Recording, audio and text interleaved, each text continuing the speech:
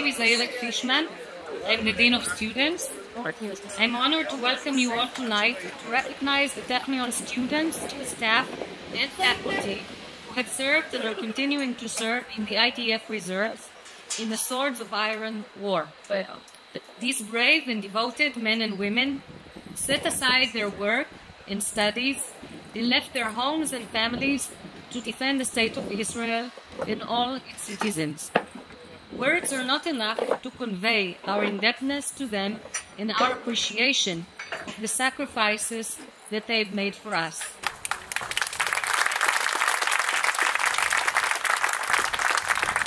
I invite Professor Uri Sivan, President of the Technion, to address us.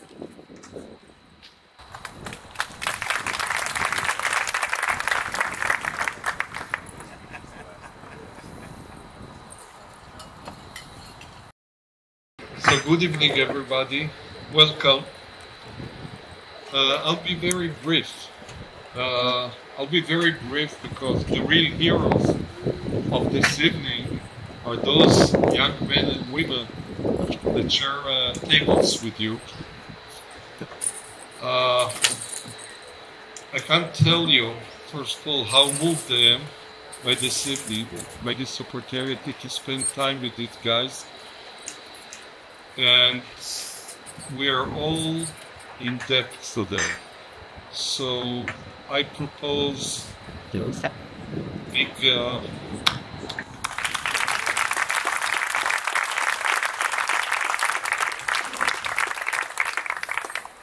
to them all. Many of them served for many weeks, missed a significant fraction of the semester. Students, faculty, I see also some faculty here, administrative staff. So they missed many weeks, and many of them are already have what we call tzav, an order for another period this semester. I have to say that it is unbelievable the way they're able to handle that. And I salute you. I salute you all. Kol hakavod, and thank you very much.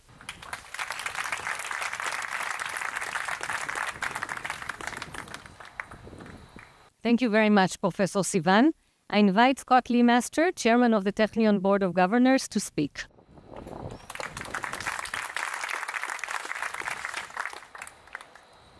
Ladies and gentlemen, esteemed board members, honored reservists, students, and staff. Good evening. Tonight, we gather under a solemn yet proud banner. We come together to honor and pay tribute to the extraordinary courage and selflessness of the Technion students and staff who have been serving as reservists during this challenging and turbulent time. We are here to express our profound gratitude and to recognize the immense sacrifices you have made for our beloved nation, Israel. The ongoing conflict has brought forth significant hardships and profound loss. It is with heavy hearts that we acknowledge the tragic loss of two of our students who made the ultimate sacrifice in defense of our country. Their bravery and dedication will never be forgotten. We will recognize and deeply appreciate the many reservists who have been injured in the line of duty. Your resilience and your strength are a testament to the unbreakable spirit that defines our community. To our reservists, students and staff alike, your decision to leave behind your studies, your work, and your research to stand on the front lines is nothing short of heroic.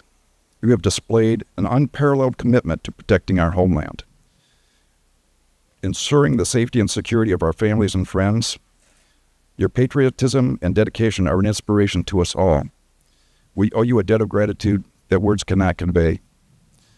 This evening, I speak not only as the chair of the Board of Governors, but also as a representative of a deeply appreciative and supportive institution. The Technion has always been a cornerstone of innovation, education, and progress in Israel. In times of peace, we push the boundaries of knowledge and technology. In times of conflict, we stand united, drawing strength from our shared values and unwavering commitment to our nation. To the families of our fallen heroes, our hearts go out to you. Your loved ones' legacy will live on in the halls of the Technion, in the innovations they inspired, and in the freedom they fought to project. To those who have been injured, we pledge our full support in your recovery and reintegration. You are not alone. The entire Technion community stands with you, behind you, ready to assist in any way possible. Tonight, we reaffirm our commitment to supporting our students and staff in every possible manner. The Board of Governors is dedicated to ensuring that the Technion remains a bastion of excellence and a pillar of support for all its members. We will continue to provide the necessary resources, assistance, and encouragement to all our reservists, both during and after their service. Your education and research are of paramount importance, and we will do everything in our power to help you achieve your goals and dreams. We understand the unique challenges you face upon returning to your academic and professional pursuits. Therefore, we are committed to implementing comprehensive support programs that address both the immediate and long-term needs of our reservists.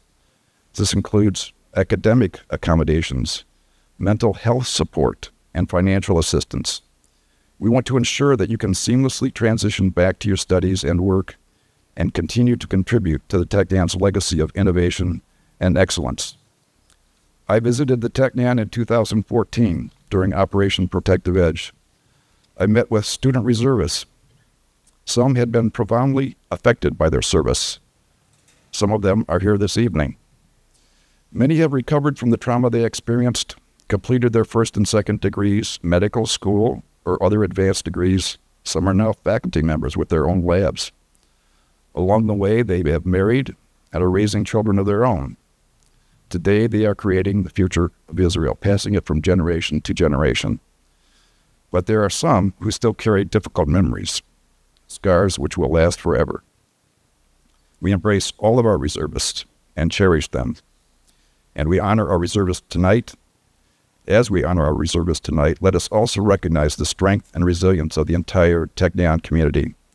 In the face of adversity, we have shown that our commitment to our values and our nation remains steadfast. Together, we can overcome any challenge, support one another, and continue to build a brighter future for Israel and for the world. In closing, let me extend my deepest thanks to our reservists. Once more, your bravery, dedication, and patriotism are an inspiration to us all. The Board of Governors, the Technion, and the entire nation stand with you in solidarity and gratitude. We are immensely proud of each and every one of you, and we are committed to supporting you in every possible way. Thank you, and may we continue to find strength and unity as we navigate these challenging times together. May the memories of our fallen heroes inspire us to strive for a future of peace and prosperity. Thank you.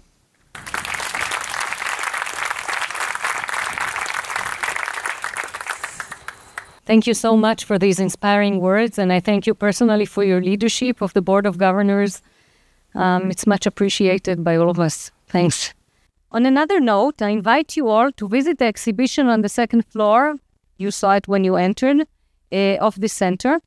The exhibition was created by Iftach Mashal, a Technion architecture student from Ashkelon, who is an IDF reserve sergeant in the Heliborne Combat Search and Rescue Extraction Unit, subordinate to the Special Air Force Command of the Israeli Air Force. Iftach is with us tonight.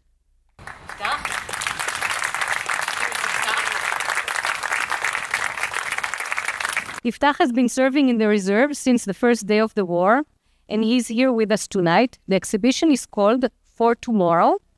It was displayed in the Tel Aviv Cinematheque until 2 weeks ago, and all the revenues from this project were directed to a non-profit organization which supports soldiers and teaches them how to cope with the mental repercussions of the war. Sitting among you around the tables are some of our soldiers, women and men who served in the reserve during much of the fighting. We will hear from 3 of them about their service, and I now invite them to speak. We'll begin with Koran.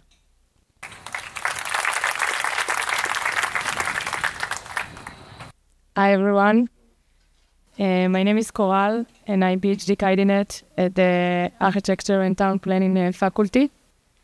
My research used a machine learning tool for analyze and extract urban architectural information from available Earth observation data.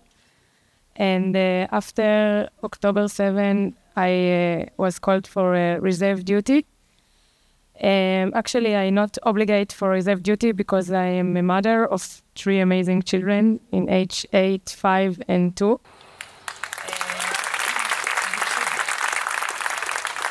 And a really good friend of mine called me and asked me to come.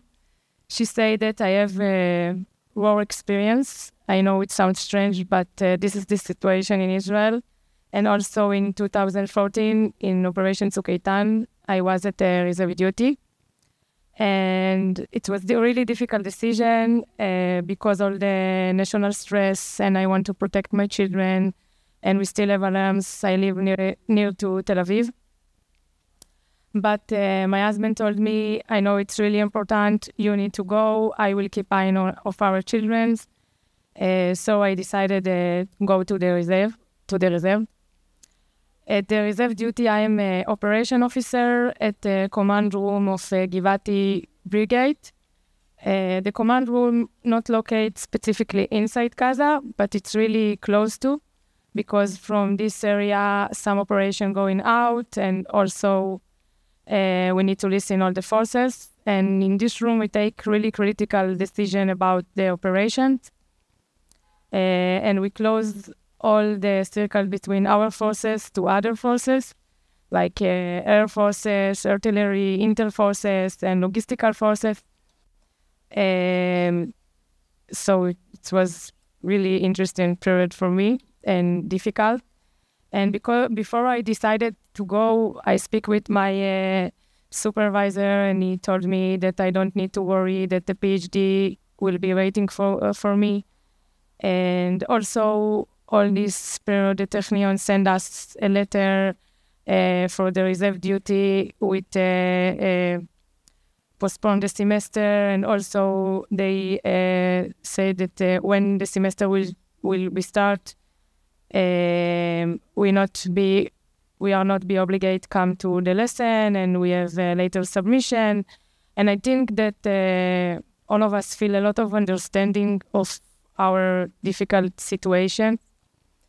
And the most difficult thing in this period was for me the transition between all different worlds, my motherhood, my PhD research, also my student obligate, and the war situations. And I find myself coming back from a night shift, open the door, and need to smile to my children and give them to feel that everything was okay. But in the night shift, we have casualty and some losses. So I think this transition was really difficult, but the support of the Technion and of my husband's support, and also the understanding of my supervisor really helped me to win this challenge.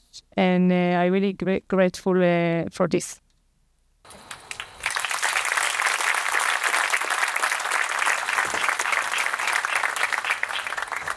Thank you for having me here tonight. My name is Ari Berman. I'm 25 years old and a fourth-year undergraduate student in mechanical engineering. I was born and raised in California to an Israeli mother and a British father. In 2017, I made Aliyah with my twin brother, Eli, to serve as lone soldiers in the IDF. And I drafted into Seyeret Golani, Golani's Special Reconnaissance Unit, as a combat soldier. I served 3 intensive and meaningful years before embarking on my studies here at Technion, only 1 month after getting released. On October 7th, I was back in California visiting my parents for the holidays. My unit was called to reserves that same day, and I immediately got a return flight to join. For the first 2 months, we trained nonstop to return to full combat fitness to prepare for war in Lebanon, being that we are the main reservist fighting force in the IDF in the north. In January, we moved up to Har Dov, where we spent the next 2.5 months securing the northern border from enemy infiltrations. Within 30 minutes of entering Gladiola, the base on top of Har Dov, a tiny base on the northernmost peak, a Hezbollah mortar landed on our building. We spent countless hours guarding and patrolling a fenceless border through cold, wet, and windy nights, mostly relying on our sense of hearing in the heavily fogged darkness. After 5 consecutive months of service, we were released. Week of the out of 12. With all the stress of the war and trying to balance my studies, it was the first time in my life that I felt anxious. I felt anxiety. And I'm not an anxious person. We had worked so hard to get back into our combat soldier mentality, had operated across the border in Syria and Lebanon, dealing with real-life threats, and just like that, I found myself sitting back at my desk at Technion. Had it not been for the measures taken by the Technion to consult, guide, and individually assist its reservist soldiers, I'm not sure I could have successfully completed this semester or even the year. Early in the war, ahead of any other institution, the Technion was working on taking the necessary steps to protect and assist me as a reservist. They did more than any other institution by delaying the semester as far as they did, providing academic benefits and psychological treatment and much more. Ultimately, this has been an extremely dynamic situation, with every individual reservist a different case scenario that needs to be treated. Besides for its academic prowess, the way the Technion has handled this situation has only reinforced my decision to attend this university. And with that, let us hope and pray for the safe return of our soldiers and hostages, and that our country prevails in the face of adversity. Thank you.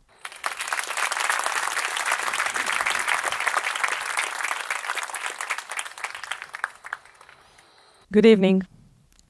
For those who don't know me, my name is Zohar Natanzon. I'm head of events in the Division of Public Affairs and Resource Development. I've been organizing board events with my team in recent years. Usually, we work behind the scenes, but tonight I'd like to share my story. On October 6th, during Sukkot, I hosted a joyful meal for my extended family. That was the last day of our lives as we knew them. At 8 a.m. on Saturday, my eldest son woke me up with news of a missile attack on southern and central Israel. He serves in the Home Front Command and was called back to his unit. We immediately turned on the TV, which stayed on for weeks. I still feel the helplessness that accompanied us during the initial hours of the attack. Fragmented news of terrorists breaking through the Gaza Strip border, paragliders over the settlements, and shootings at young people at a party. The information not broadcasted could be found on social media. Horrific videos of gruesome murders alongside the joyous celebration of the terrorist and Gaza resident at the sight of bodies and hostages being taken into the Strip. By 10 a.m., the news reported 22 casualties. 22 is a number the mind can comprehend. When it exceeded 1,000, including civilians, women, and children, I realized I truly didn't grasp the magnitude of the event. On Sunday, I went to work, where people helplessly wandered, glued to the news. That's when I decided to enlist. 8 years ago, I retired from the IDF after 25 years of service in the Air Force. Within 4 days of the war, I joined the Iron Dome Battalion in the north, helping with logistics and administration in a unit that tripled its manpower and equipment at the outbreak of the war. One experience shows our life's complexity. After the Iranian missile attack, I reported to the battalion while my husband, an MD, went to the hospital. We had to leave our 13-year-old son home alone, not before teaching him how to lock the safe room's door. I served in the reserve for over 100 days. I did not hold a weapon, nor was I on the front lines. But I contributed my modest part to the war effort, and I am proud of that. As my battalion's motto says, the dome is iron, the people are golden.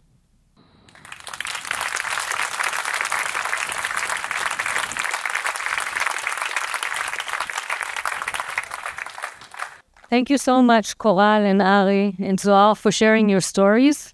And we encourage you to speak with other reservists at your table. There are many more stories to be told. And learn firsthand about what they have experienced.